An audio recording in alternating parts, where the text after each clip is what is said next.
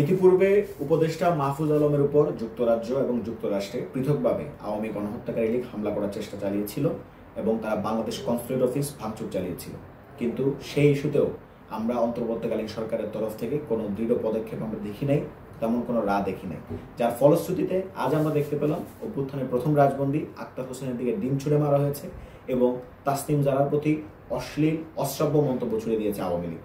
ফলে আমরা মনে করছি সরকার যেহেতু এই বিষয়গুলো ডিপ্লোম্যাটিক্যালি, সরকার বিশেষত পররাষ্ট্র মন্ত্রণালয় এই বিষয়গুলোকে ডিপ্লোম্যাটিক্যালি হ্যান্ডেল করতে ব্যর্থ হওয়ার দরুন আজকে অভ্যুত্থানের অন্য নেতৃবৃন্দ তারা কিন্তু হামলার মুখোমুখি হচ্ছে, অশ্রাব্য অশ্লীল মন্তব্যের মুখোমুখি হচ্ছে গণহত্যাকারী আওয়ামী লীগের দ্বারা।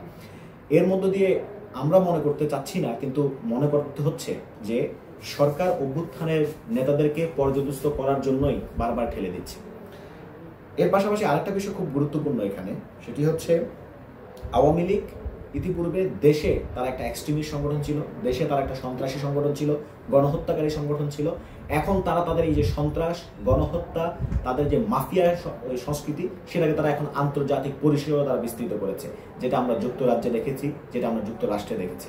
ফলে এই ঘটনায় একই সাথে আওয়ামী লীগের চরিত্র যেমন প্রকাশ পেয়েছে, তেমনি পররাষ্ট্র মন্ত্রণালয়ের ব্যর্থতা, কূটনৈতিক ব্যর্থতা ফুটে উঠেছে। একটা রাষ্ট্রীয় সফরে কিভাবে এই ধরনের হামলা হতে পারলো?